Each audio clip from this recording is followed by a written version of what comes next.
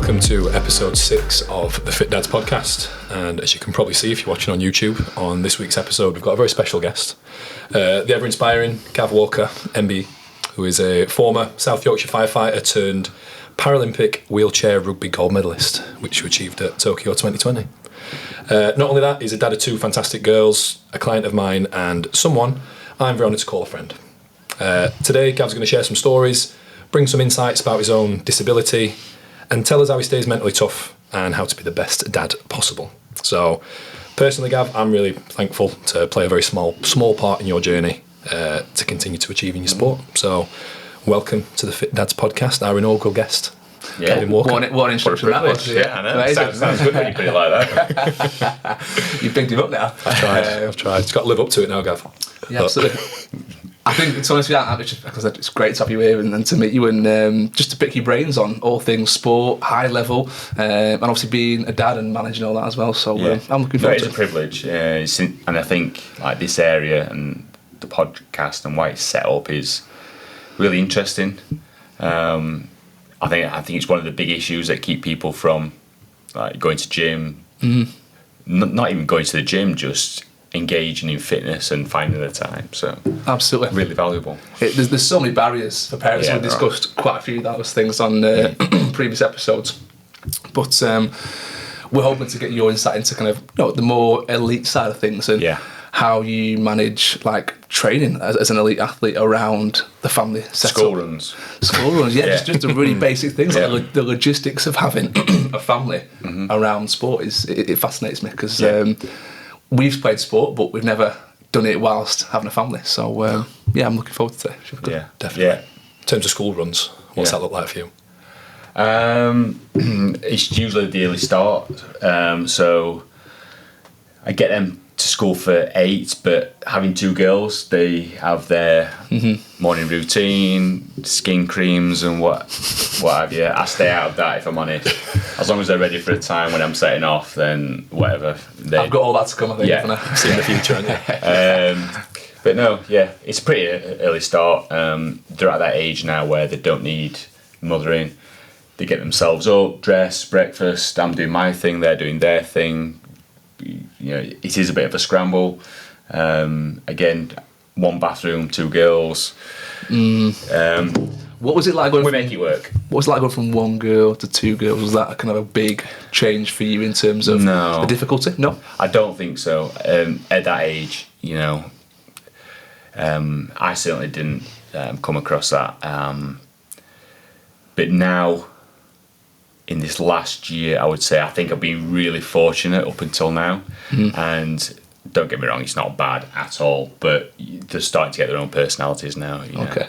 I think the more they mix with older children, secondary school, and they get their own personalities. Absolutely. Have you seen that change a lot in them, like the things they're into, and how even like I assume how they talk as well, like around other kids and the in words and the cool words, and it's actually making you feel like a dad. Like, what's this new weird word that all the kids are saying? It makes you feel old. Yeah, absolutely, it does. I think that exposure to just life, isn't it? You have to let them go. You have to let them make their own mistakes, and that's where the fear comes in. Flee the nest, as they say. Yeah. Especially when boys come knocking as well. We spoke about that briefly before, didn't we? Like, to be honest, I was. That's like one of my biggest concerns. That when Harlow gets older, when guys come on the scene. But the way you spoke about it before, that was really cool. I thought when you said there's a guy she's obsessed with, and the first thing you said was, "He's actually really cool. I like him. Yeah, he's a good lad." You have to trust that you've done everything to that point. To hope that they make the right decisions. Did you kind of, how old your daughter? She's 14, you're Medalist. Yeah. Did you have a moment maybe a few years ago where you were thinking, she's probably not far off, like, those ages where things start to happen? Do I need to kind of cement anything else in her kind of morals and just the way she thinks? I don't think that ever stops, and I've always been really open with them. Even with the stupid things, we had the Father Christmas talk and that sort of thing. When he gets to that age, I'm really keen not to shy away from having those sort of difficult conversations. So we had the talk about sex, we had the talk about time of the month of women. And did you have those conversations with her? Yeah. Did you? Wow. Yeah. Cool. You didn't let the missus like lead the way with that, or? Me and their mum separated. Okay. 10 years ago now. Yeah. So it's been a fair amount of time. So yeah, I've always felt as though I'd had to be comfortable in those situations. I have a girlfriend now, so she's more than happy to step in and have those conversations. But I'm the dad, I should be comfortable enough to do that. And there's certain things you never know when it's going to happen and arise. So when they're able to understand and to sort of process that information, I think it's only right you do step in and absolutely make them feel comfortable. Yeah, and I love that. It was it sounds like it was a joint decision for you guys to say, right, it's coming to that age now where we need to have certain conversations, and I think I always think it's great when you hear co-parenting work fantastically, because it's the kids at the end of the day who need you both to be supportive. And I am lucky that we're both on the same wavelength, so very, very few issues at all. But as you say, they come first, and you've got to put whatever your feelings are to one side. And absolutely. Yeah. As long as they're all right. I think it's. How old was I? I was about 18, 19. I think when my mum and dad split up, and I think I was at an age where I understood it. I get it. Like they're two human beings, individuals. I was old enough to understand that, but I think my youngest brother maybe wasn't in that same headspace. He couldn't suss it out, like what was going on. And, I think he looked more internally than. This is something that's just a course of nature. It just has two individuals who just don't get on anymore. But I think it's them. I think it's them understanding that and you getting that message across to them. It's not absolutely. It's not them. It's just how things happen. Again, sometimes. I was probably fortunate enough that they were younger. I don't know if that's better or worse. I guess every situation is different, but they were young enough that they didn't fully understand. Yeah. And again, making sure that they come first, making them feel comfortable, being honest and open with them, of course, has all helped, I think. Along with that, I've got a great girlfriend now, and she has 3 children herself. Amazing. 2 older boys, in their early 20s, and then so it's a full house when everyone comes around then. A daughter the same age as my youngest, so the 3 girls, 14 and 2 at 12. They get really well. House of Fire, great. Nice. Yeah, it makes things really really easy. Yeah. That's what amazing. And honestly, credit to you as well, because we spoke last episode about setting an example, and when it comes to sort of saying, listen, this is the amicable way to do it, this is what we want, and just leading from the front as well. Yeah, I mean, you never know if you're doing it right. You just have to hope that, as I said earlier, you've done everything you can. You don't want to have any regrets later on. Yeah, sure. You just got to jump in there and do it. From the moment they're born, you're learning on the job, aren't you, basically? Yeah. Every hurdle along the way is just you as a parent going, right, what did my parents do to that? How did my parents tackle this, and what did they do? And obviously, with little babies, newborn babies, you've got no idea. You leave the hospital with this weird alien-looking thing, and it's like, we've got to look after this now legally. We have to make sure this thing survives and it's okay. And then you go through all the milestones along the way, and it's great kind of chatting to you both because you've got kids older than mine. So I'm seeing the timeline, and I love these conversations where you can tell me about kind of Ted playing football and riding his bike, and then right up to kind of boyfriends, girlfriends, certain chats. And he flies by so quickly as well. Even like the last 16 months, I just see her running around now. I'm like, how have I got a 16-month-old kid? Like, 2 years ago I was. Them here by myself, do what I wanted. Well, not by myself, when the missus is here, but you're a lot less tied down, and you blink and it's gone. It's so exciting, particularly when they start coming out with their own personality and you start to understand humour and you can have a laugh with them. Absolutely, yeah. Amazing. Ted's into toilet humour right now. So that's fun. Best type of humour. That's fun. Yeah. So that's fun. That's fun. Obviously, you mentioned your 2 girls, and obviously. Your girlfriend's kids as well. How would they describe you, would you say?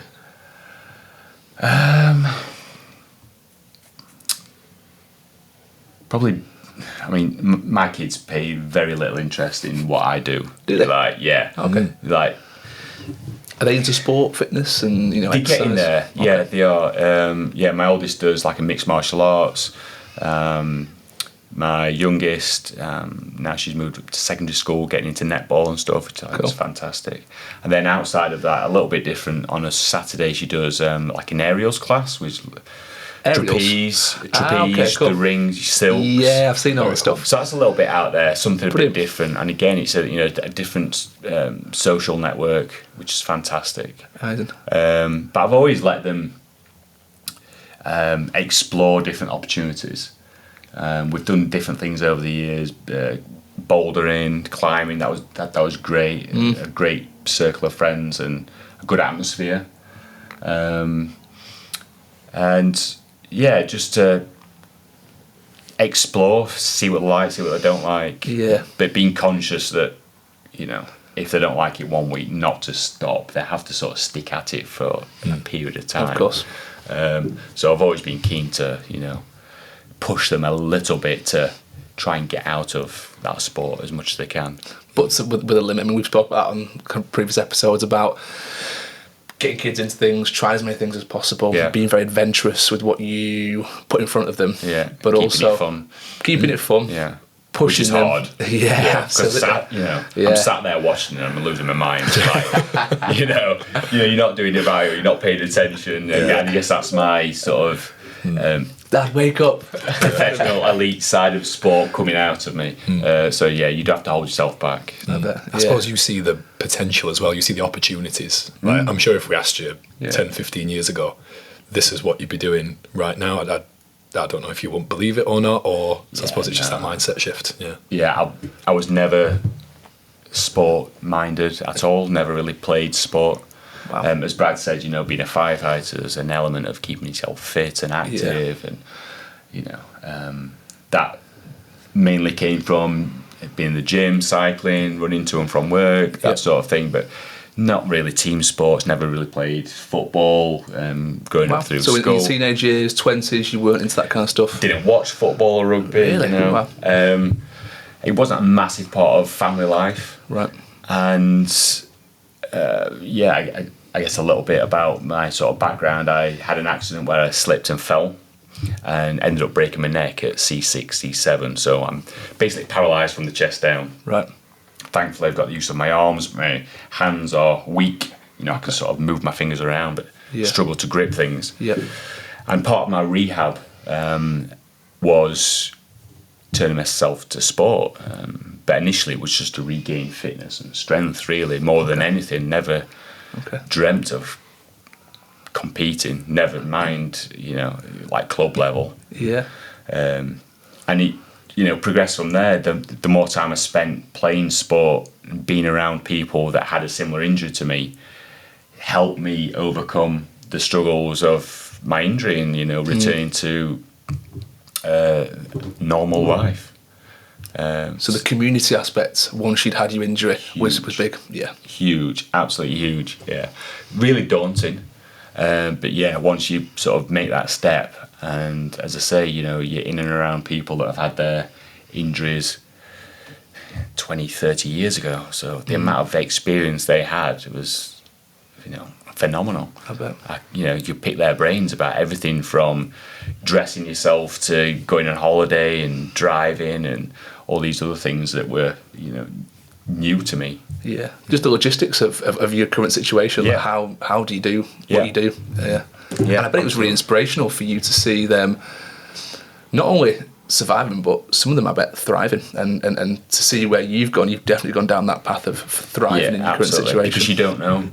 And one of the biggest fears, again going back to my accident, my daughter was 4 months old at the time. So one of my biggest fears were, how can I still be the dad I'd planned to be? Mm-hmm.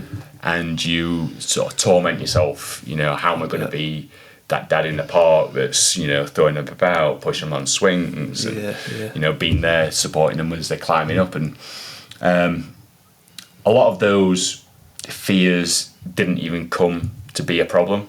You sort of navigate and you find ways around it, and, you become more comfortable with somebody else doing that. Yeah. But a lot of it, you adapt and you find a way to do it. I bet. So there's very little that I can't do now. It's really inspirational to hear that. I think that's such a positive mindset to have in the face of huge adversity. And I think you always look inwards at kind of how you would handle that situation if you were put in the same thing. And to be honest, I'm not sure how I would, if I had, the use of my lower body taken away from me. But as you said, I think it's adapting to that situation and always putting a positive spin in it. And I think you find your real test of character in moments like that, I would imagine. I don't think you do know until something like that happens. And, I don't want to put it down on the podcast, but how many people flippantly say, if something like that happened to me, I don't want to be here. And, I might have said something like that stupidly before. And I don't know if having a daughter at 4 months at the time, was, well, I know for me that was the one thing that sort of made me want to be better, want to try my hardest to, become the best I could be. And I didn't know what that would be at the time. I didn't know how my recovery would go. But yeah, you need to find that one thing, that one purpose, that that reason for you to be better. And for me, that was my daughter at the time. Yeah. It's going to sound really deep, but do you think if she wasn't here, your thoughts would have been less positive, less? I don't know. Kind of. You just find something, and for me, I found something. That was a great reason. There's no better reason, is there? Absolutely. And I just clung onto that. Over the last couple of years, I've worked in the spinal unit in Sheffield. Amazing. Offering peer support amongst other things, and over my time there, there doesn't seem to be a type of person that handles it better. It doesn't seem to be the younger generation. It doesn't seem to be the older generation. Right. It doesn't seem to matter what circumstances. Some people just are able to do it, and others aren't. You'll get an 80-year-old that has a great mindset and throws himself into everything, and then you'd have a person in the early 20s, and you think you've got everything going for you, you've got strength and everything, and it doesn't really work like that. Yeah. I bet they're probably thinking about the opposite way though. A person who's 80 might be thinking, I've had a great life.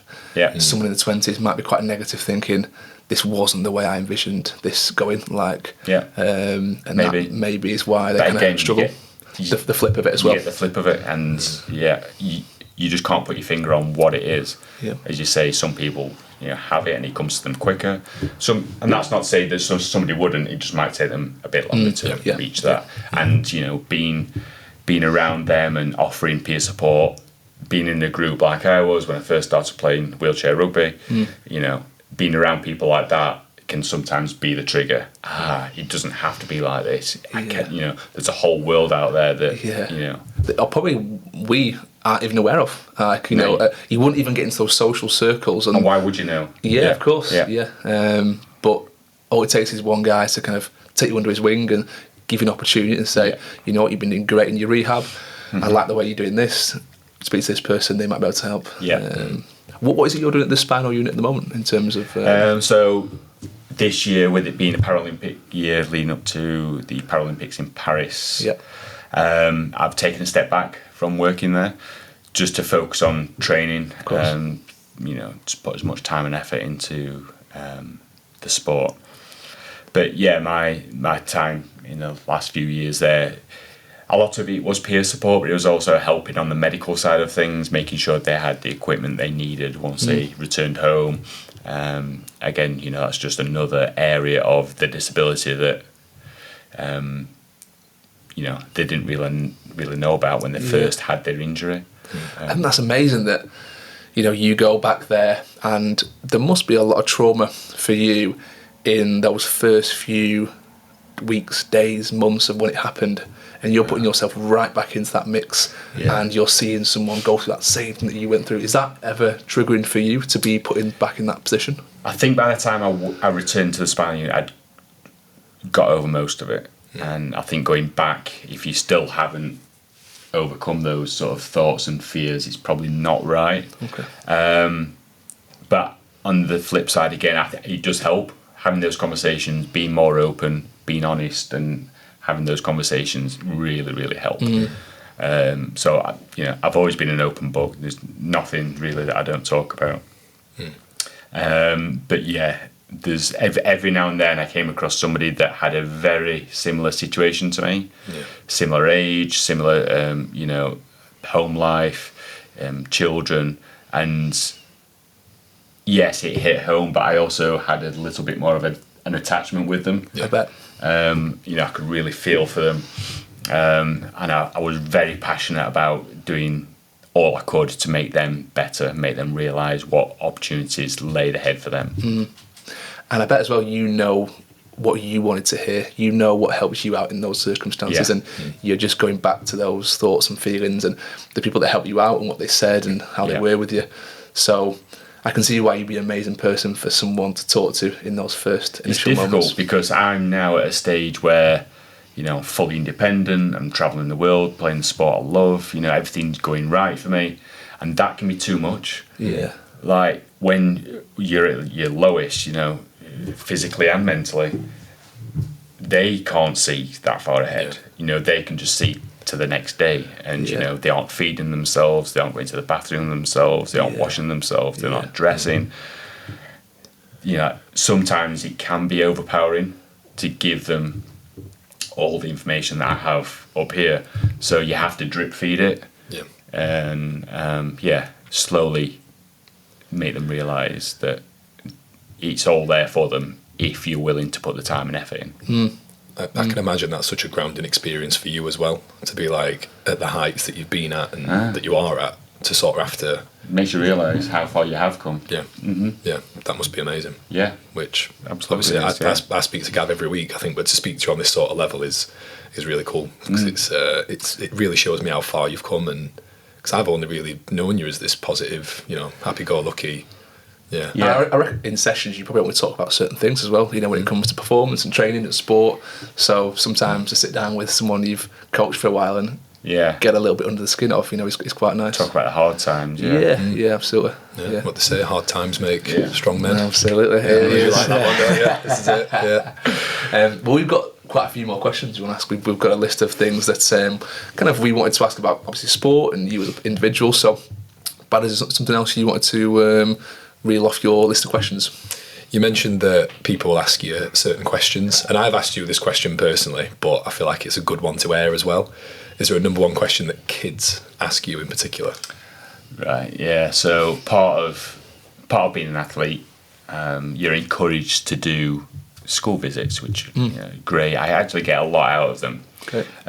Quite tiring, and you quite often having to repeat yourself, to various different classes, but kids don't fear asking any sort of questions there. Of course. And without a doubt, it is like, how do you sleep and how do you go to the toilet? Because when you start explaining that you can't move your body from down there, you can see him like thinking, all right, so he can't move his body from his chest down.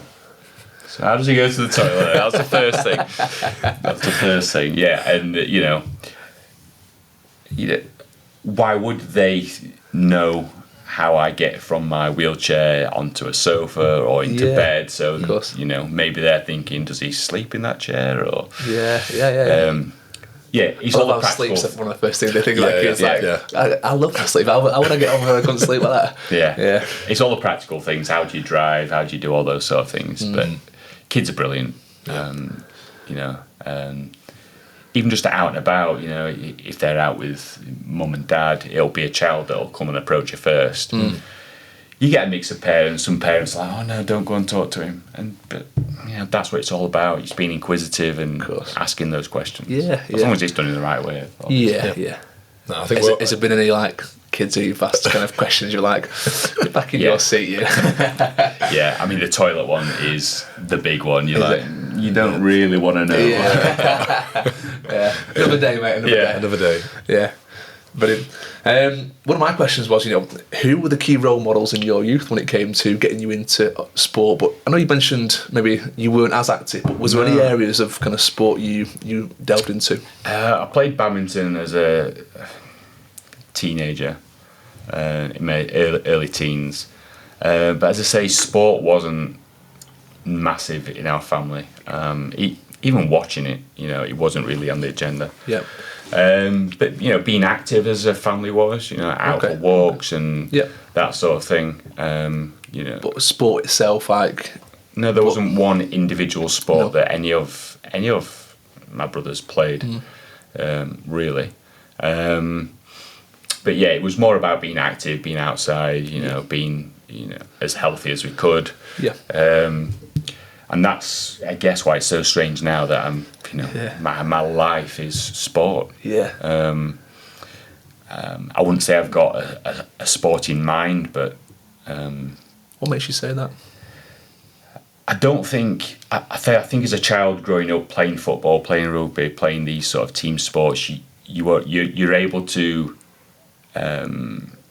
see things, and as a novice coming into sport, you don't pick up on even like ball movement and where to position yourself on court, and maybe the things that come naturally to somebody that's like spatial awareness and stuff like that.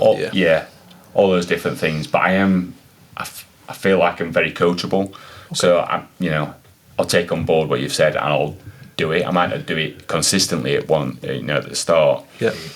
And then everything from my previous career of being a firefighter, being part of a team, the sort of discipline aspect of things, they all lent itself really well to be an athlete. So yeah, not necessarily my experiences playing sport as a child didn't lend itself to being an athlete, but my experiences outside of sport definitely did. Yeah. I think you must have, you probably downplay it a little bit, but you must have a fantastic mindset to go from not having any real experience in sport growing up to now playing at quite an elite level.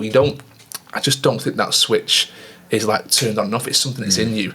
And it does beg the question, if you got into sport maybe a little bit younger, whether that's something that you could have gone a bit further with. And then again, full circle, coming back to some of the things we spoke about before, how important it is as a young age to like get kids into different stuff. And do you feel that's one of the reasons maybe you push your kids into different exercises and sports and get to try a lot of various things? Probably is. I think I value not necessarily the sport itself, but the life that comes along with it. A different social circle. I think that's great for kids. Outside of their school friends. The opportunities, to maybe travel, see different parts of the world or just parts of the country. I think that's great. And just the evidence now, as a child, if you play sport, the chance of you being active in adulthood is, I don't know the percentages, but I've read it somewhere before, but I can say the flip side of it. I think the stat is if you have parents who are overweight or obese, you are 80% more likely to be overweight or obese yourself. Yeah. Well, I thought that was phenomenal, wasn't it? It's a scary stat. Absolutely. And having girls as well, I'm very conscious not to make it a body image type thing. Of course. Yeah. It is just literally being fit and healthy and active. Yeah. I think the big thing, and I try and get this across to my clients as well, is I've got so much from training and exercise and sport. It gives me so much. Forget how I look or appearances.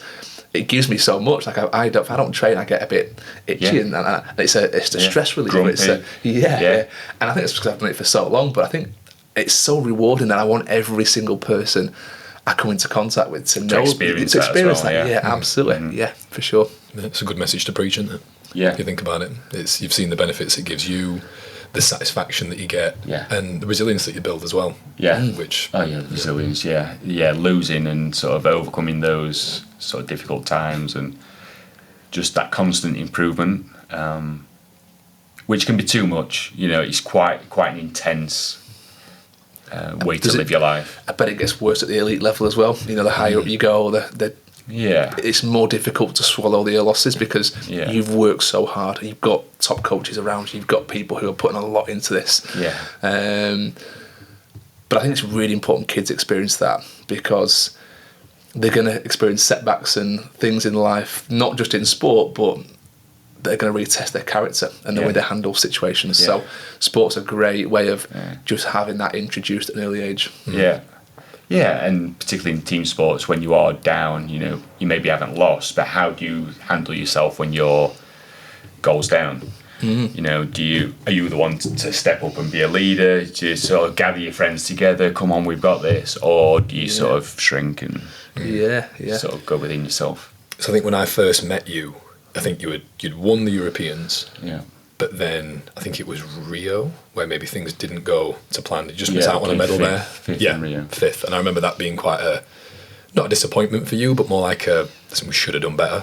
So I suppose to see you go through all the adversity with like 2020 and then COVID and then actually going over to Japan the year after with all the restrictions and still doing what you did. Yeah. I think that from a bounce back ability standpoint is just unbelievable from a team perspective.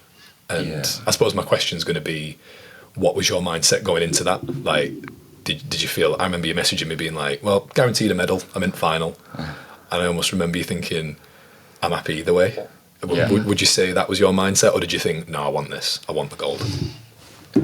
Gold, definitely. You've come that far, why not? Yeah, we had nothing to lose at that point, and we went into the final at Tokyo Paralympics playing USA.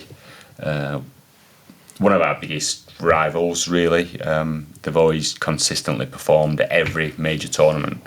I don't think they've ever not medalled at any major tournament until recently, this last year. So yeah, amazing team with a great legacy, and so that made it even sweeter. Were they the favourites going into it? One of. Okay. As I say, they've never not medalled, right. So you know they have to be considered as one of the best teams in the world. But yeah, you're right. You know, we finished fifth in Rio. A very inexperienced squad, really. So you know, it probably wasn't a bad reflection on the team, but it's not what we all wanted. After Rio, because of our finishing position, we lost all our funding, so then we're back to self-funding, going out cap in hand, looking for money to sort of keep the organisation running and training camps and things, which we did. You know, had a lot of support to keep us going, and then obviously COVID, which shut everything down. You know, not able to train in the great facilities that we have, training in our home, training on our driveways, and I don't know if, I think a number of things. One, losing our money and realising how fortunate we were to have the money in the first place, and then to have it taken away, brought something out in us. You know, we stripped the whole programme back, and we had the essentials. Staff members were working for free, just volunteering the time. And so that helped. And then COVID, you know, the difficult times, doing what we could over Zoom, having meetings, talking about our opposition, you know, picking apart their sort of game and their weaknesses and strengths, and looking at ourselves and where we could improve. It was a strange time. Not competing against other teams meant that we couldn't gauge ourselves against others. So for the first time in forever, like, we were going into the biggest tournament of our lives, not knowing where we stood against other people, because we'd not seen each other play for God knows how many years. But we went to the tournament confident, had a great few games in the pool stages, lost to USA in the pool stages. Right. Went into our semi-finals and beat Japan.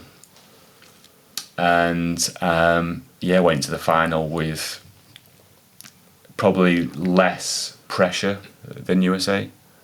We had no pressure on ourselves. We were the first European team to medal at Paralympics, and we'd done that. Yeah. So that was box ticked. Wow. And it just felt like on that day everything fell into place. Just one of those strange moments where everything worked, and Paralympic gold medalist. Wow. So. Wow. Rest is history. I think it's a fascinating mindset shift, that from having all the funding, having the kind of world at your feet, everything stripped back, wondering, I'm sure at some point, whether the team was going to continue, who was going to drop off, whether it would even be a team again. And then, again, coming over that adversity, self-funding it, and actually going into Rio with no, I assume, very little funding to no funding. Tokyo was it? The last one, yeah. Okay. Going into that one with no funding. That must have been a real kind of, right, we're going to prove people wrong now. There was definitely that side of it. There's quite a lot of press at the time about the funding cut, like how are you meant to progress as a sport with no funding? So it had a negative effect on the sport. But as you say, we were there to prove people wrong, and we did. Absolutely.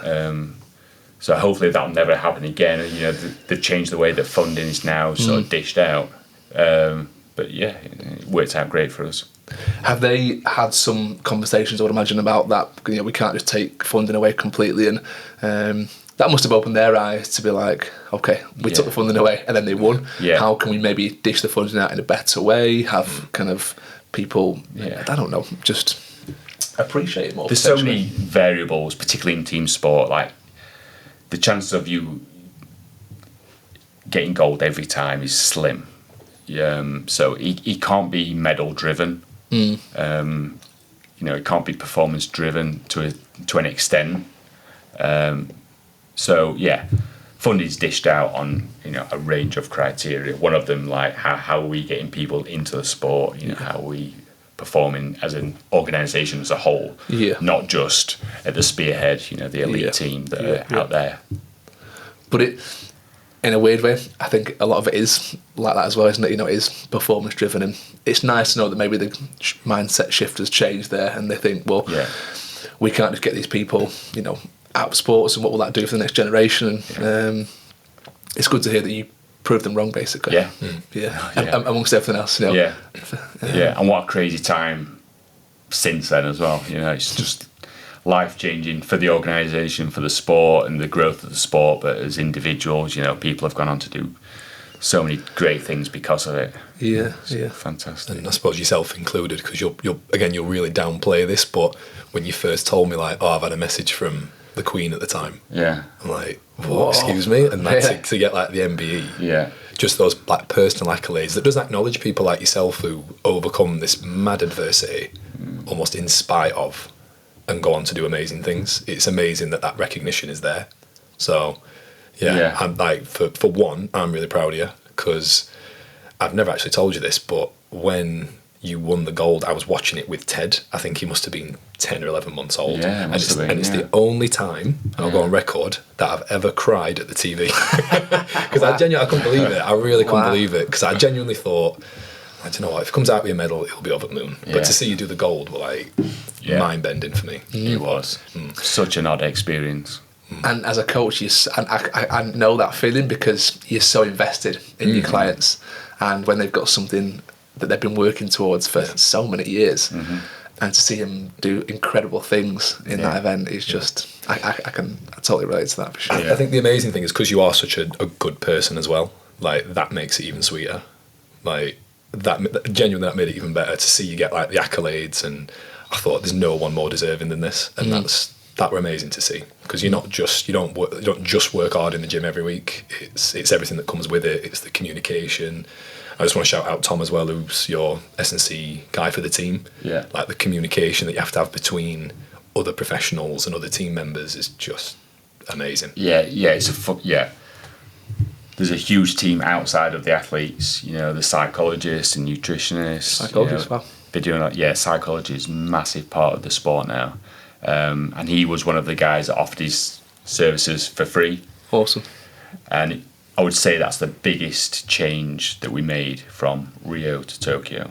Our mental strength as a team and as individuals, I believe, was the biggest change. I've spoken before, I got heavily into golf a few years back, gosh. And I know, I could have done with a psychologist then, but all the top golfers now have psychologists, because Tiger Woods has a great saying: "Everyone's good is good, but how good is your bad?" Mm-hmm. All these guys on their day can win any event. They're in the 0.0001% of people in the world who can be on the PGA Tour. On their day, they are all incredible. They can all win any competition. But they're not all engaged up here, and that's the difference. They all know they've got this amazing gift and ability that they've worked tirelessly on.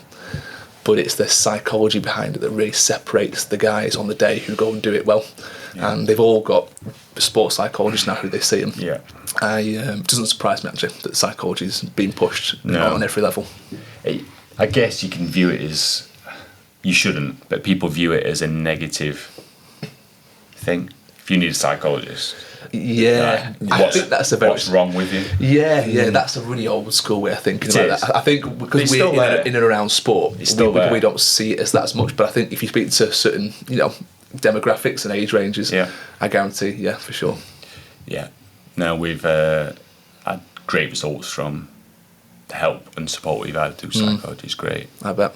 And not just on like the performance side of things, like the issues I've had in my personal life, although he wasn't employed to help with those sort of issues, inevitably it comes into conversation. Yeah. So it just helps you sort of separate your working life and your home life, and having that balance, that work-life balance. Brilliant. And that's something that really helped me, because particularly in my early days of playing the sport, and I guess, this is for any parent that's spending time at the gym. I think you spoke about it on one of your previous podcasts, like I could be at home now reading a book to my kid or whatever, bathing them.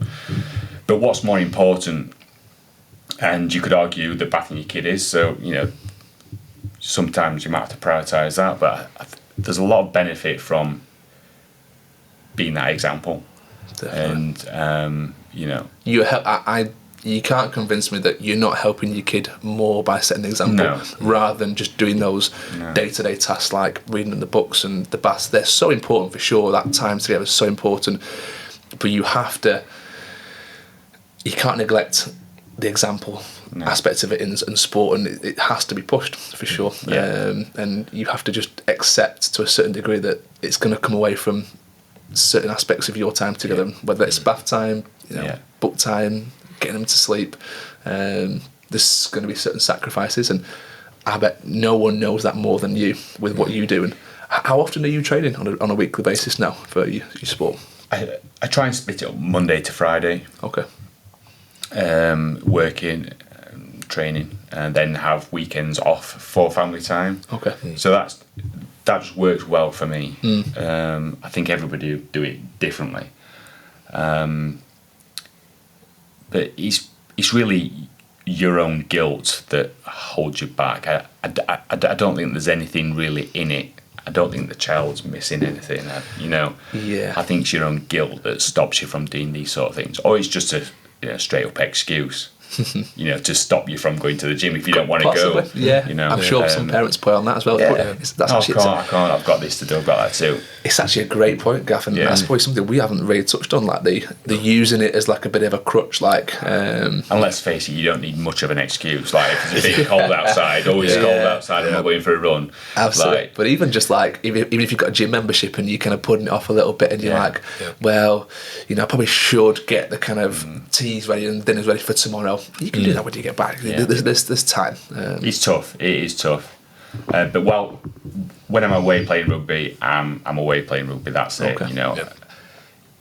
It's a bit selfish, and it is hard for family members. But that's it. I'm away. I'm playing. When I'm home, rugby's on the back burner. I'm at home, and my focus is. Family. Yeah. Is that something that you? Sorry, Ryan. Is that something that you'd recommend for other parents to do? That compartmentalisation, because I suppose that's a nice way to say, this is that time. This is that time. I'm not going to try and blend the two. I think it's a tool that may be helpful. Some couples, some families all train together. And it's great. You've got the best of both worlds there. It's just whatever works. There's no right. I think with your situation, you can't really do that. You have to be away training with the team. It's a team sport. It's a bit different. There's a difference between the elite level sport that you're at and just the recreational. I want to get in shape and I want to get fit. But I really like that kind of switch you can make where you can say, right, this is team time now. I can't be focused on family. I'm going to leave you to take the reins. Yeah. You know, hold the fort down. And when I'm back, you'll get all of me, basically. Yeah. I love that approach. Without doing that, I wasn't doing any one thing well. Like, I couldn't be away and thinking about family, because then I'm not at your best. me. I'm not at my best at all.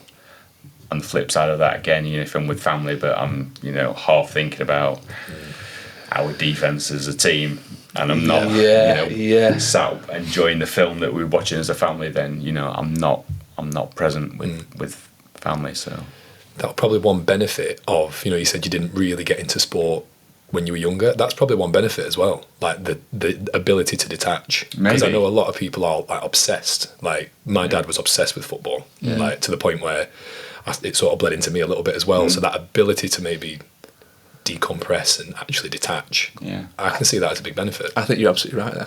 I think you're on something, for sure. I think that it's a catch-22. Maybe, you know, you wish you might have gone into it younger, but actually, from a mindset perspective, you're able to kind of, like I said, decompartmentalise things and just switch off at a moment's notice. Yeah. It's a very, very, very selfish lifestyle. It is at any elite level of sport, though. Like, you know, when I got into kind of the gym and weights, I was like, I loved bodybuilding. It was what I kind of grew up watching. And a lot of the guys who were doing that were always saying, this is a very, very selfish sport. And the guys who do it now will say it's not a team sport. It's all about me looking good on that day. And I have to do things with my family and my friends, and I have to make sacrifices that just people won't even understand sometimes.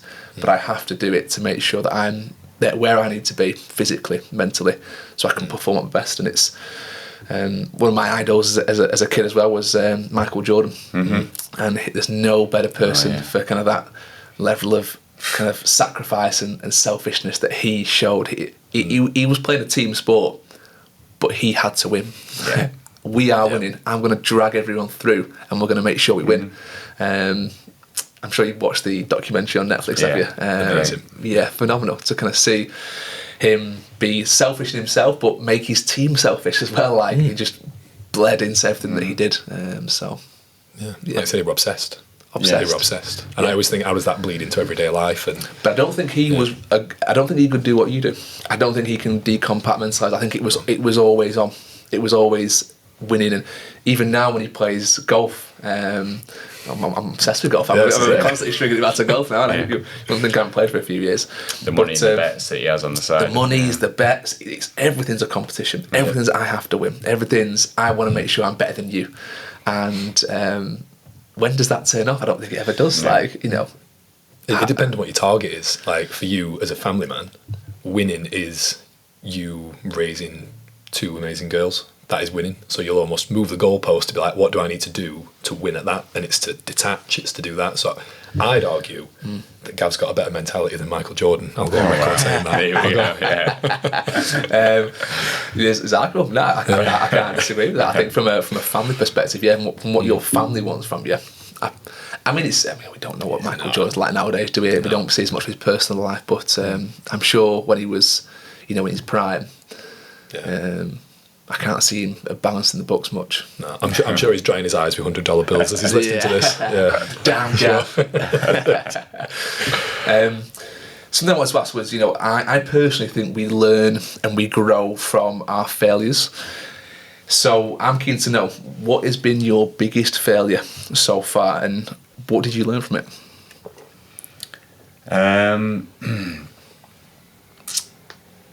I don't know if you can class it as a failure, but my accident made me realise just how to adapt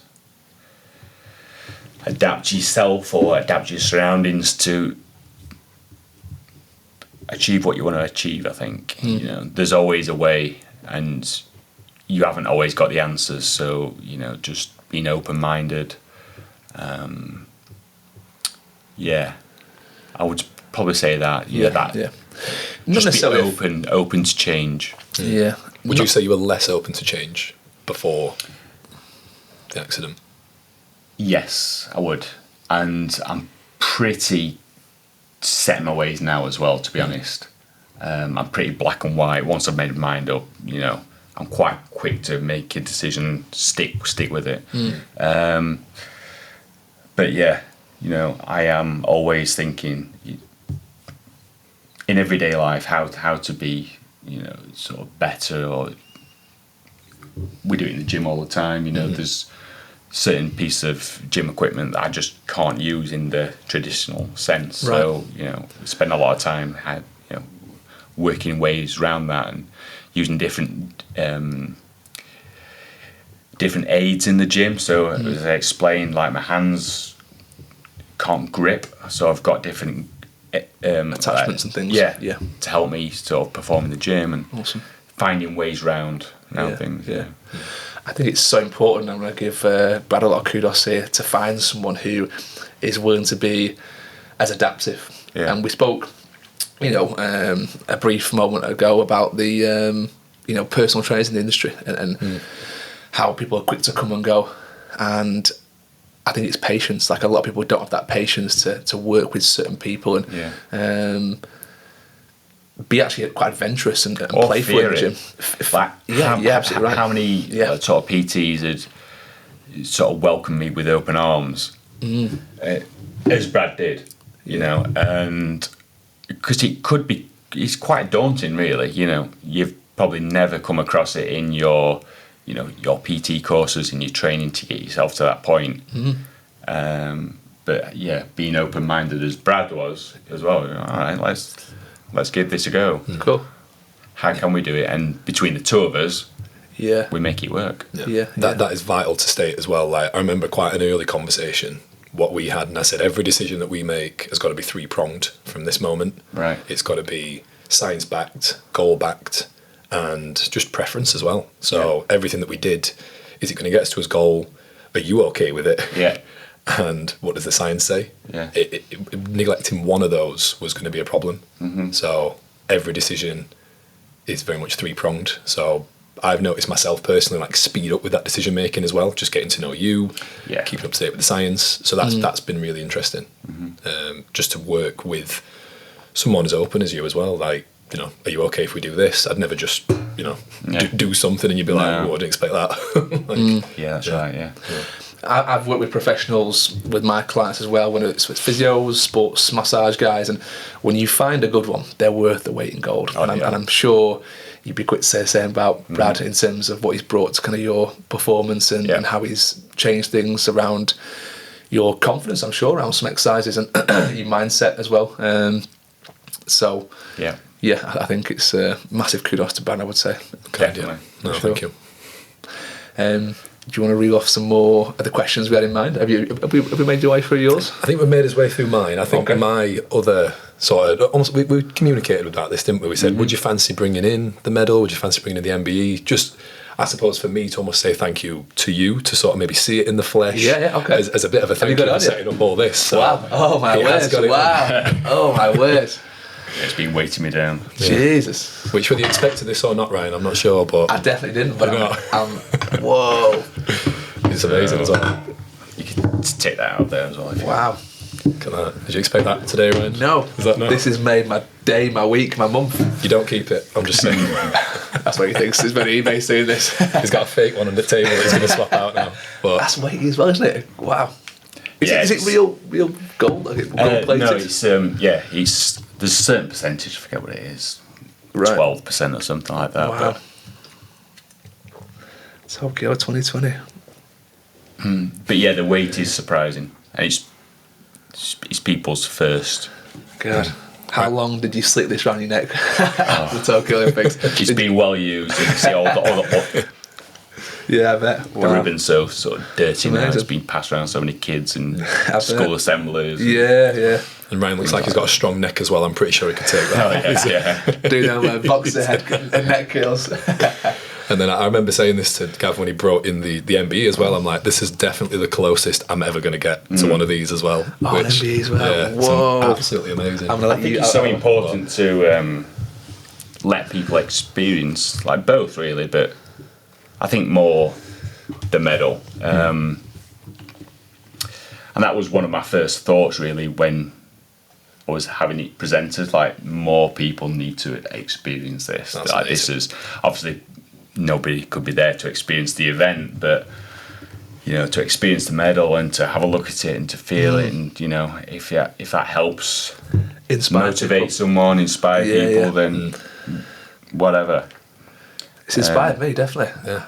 I'm glad, and it's one of those as well. Like, I'm always saying to Ryan, like, he does so much for podcasts like behind the scenes or the editing and that sort of stuff that I don't really bring much to the table. so to have that chat with people, to be like, listen, Ryan works hard, he's a good, honest guy. Like, is there anything we can do to make his day? And hopefully that's been a absolutely been a good one.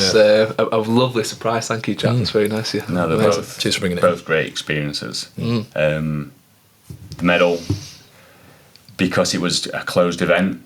I was going to say, yeah. What was not really having there was, people there was there. no crowds, no nothing like that. No. There were people there that were in and around the sporting event. You know, different countries and organisations, but no fans, no family. That must have been quite hard, you know, not having those people around. It was odd. Yeah. You're sort of jumping for joy, but then looking for somebody to enjoy it with. Yeah. I guess with it being a team sport, it must have been a lot harder for people, I don't know, like a heptathlon, who it's just you by yourself and your coach. I guess you've got a team you can go and celebrate with to a certain degree. One thing is we had to be out of the country 48 hours after winning. Shipping you so out. Wow. we were home pretty quick, to be fair. Okay. But yeah, experiencing that as an individual, as a team. But the MBE was great 'cause you could take guests. Right, cool. So my girlfriend, my daughters came down. Awesome. So that was a nice moment too. That's a lovely moment, yeah. Have you got those pictures at home, mantelpiece? Oh, yeah. I bet. Yeah. Yeah, no, great. Brilliant. But did you go down with the whole team, or did you all have your own kind of individual It was individual, actually. Was it? Okay. So it's a bit of a shame. It would have been nice to have a team photo with everyone. Yeah. But also, I guess you get your own moment with your family, and it's all kind of all about you, basically. Yeah. There is a cracking picture of you with Prince William as well, isn't there? Which is amazing. Yeah, it's really cool. Did he say he's got his kind of? Is it Prince William's the? That's the. I think I said the Baldwin one then, aren't you? Yeah, I knew you were. I was trying to say it a light way. I knew you were. Yeah, that's the one. The future king. Brilliant. Future king. He's the lovely one, isn't he? He's the one that's really nice, and I really like William. Yeah. It's like he knew more than he should about the sport. I don't know how he gets briefed, but he certainly retained that information. That's interesting. He was great. So he was asking some really key questions, and it was a 5-minute conversation, but he knew obviously about our achievement, but he had that little bit of extra information that you wouldn't expect from somebody that wasn't within the sport. So that was good. we just got Walter jumping in. What's he got? A gold medal? You want? Is it a gold medal? Ian at the MBE, he wants to come and say hello. There we go. Let's gold medal there. Yeah. I'll say to him, just push him, man. Just don't be nice. Oh, I have to be nice, mate. Come on. Come on, let's have you. Go on, Walter. Off we go, mate. Yeah. Give him a push. There we go. We've got it. That's it. He's down. He's down. Come here, you cheeky boy. What an amazing moment. And what was the whole day at? I assume you go to. Is it Buckingham Palace you go to, or? I went to Windsor. Windsor, would you? Right, well, cool. And is that just? Was it just William there? Was it like his family and? We were only aware of him. Okay. Obviously, he's got all these people around him and stuff, and you're basically in the room on your own with him and others that are presenting the award that day.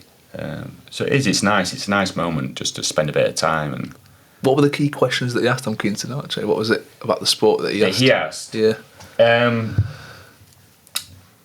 I guess the sporting questions would have been the obvious ones, like how do you feel at the time and all that sort of thing. But then he quickly moved to how sport has helped or can help people with a disability like yourself. So I know. So he was almost like asking your opinion, like how do you feel we can improve? Not really how I think it could be improved, but just how valuable sport is in helping people recover from certain things. Obviously, we've got the Invictus Games and things like that now. Yeah. For the veterans and. Do you think that's something you'll ever compete in? No, because I was never a veteran, but one of our teammates... Is it only for veterans? Mm-hmm. Oh, is it? I didn't know that. Yeah, one of our teammates was in the RAF. Unfortunately got blown up in Afghanistan, so he went through the Invictus cycle, then moved across, and is one of our star players. Yeah. So awesome. Yeah, just the opportunities now are fantastic, aren't they? But no, I didn't know that about the Invictus. So it's only for ex-servicemen, basically. Mm. Yeah. Okay. Yeah. Very cool. Yeah. Something else that I wanted to ask was, coming back to the kind of the parent side of things, what do you feel are the most helpful things that your parents did for you when you were a kid, whether it was from a performance, mindset point of view? Do you think they had any role in you kind of, being where you are today? Yeah, I'm sure. I mean, a big part of who I am today is down to my parents. I think I can't relate it to a specific sporting moment or just sport in general, but I think, I don't know, it's just my sort of personality. I think I've got a mixture of both parents, I feel. Maybe it is just that inquisitive side of things, just giving things a go. No real pressure to be the best. Quite a laid back approach. Let you sort of guide your own way. I don't remember any moment where I was pressured to do something. Yeah. They were there to support me no matter what, and whatever I decided, I was going to get all the support I needed. So I think that was probably... That's lovely. Important. It's probably the opposite to what most parents do kind of with kids at elite level sport.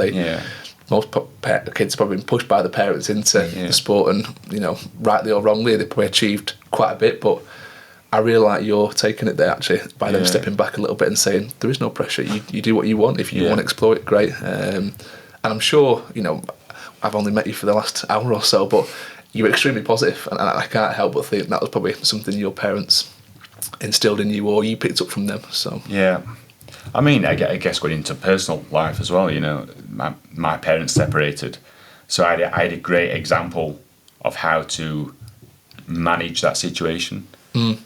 And unfortunately, that happened in my life as well. But I had the experience, and I had good role models of how to manage yourself in that situation. Yeah. As you said, it's about the children. The children come first, so put your feelings to one side. And of course, yeah. It's all about them. Priority. Yeah. Brilliant. Amazing. Yeah. Amazing. Fantastic. Any other questions from you, Ryan? No, I think I'm all done. I'm all questioned out now. I've just thank you for number one bringing these down, answering some fantastic questions, and it's been great to meet you. Really has. Fantastic. Awesome. Yeah, cheers for the opportunity. No, Gav, I really appreciate you coming down and just being as kind, as hardworking as what you are. Yeah, amazing. And take another one. I was going to say, next time you get your next one, we'll have you back on and we'll have part 2 with Gav. For sure, that'd be amazing. Like I said, please get behind Gav as well for Paris 2024. That'll be awesome. Exciting. Quickly approaching. Yeah. Hopefully more tears in front of the TV. I never knew that. Did you not? No. Okay. It's a public confession now. Read him about that next session. Guys, thank you for joining us for episode 6 of the Fit Dads podcast. We'll see you in the next one. See you soon.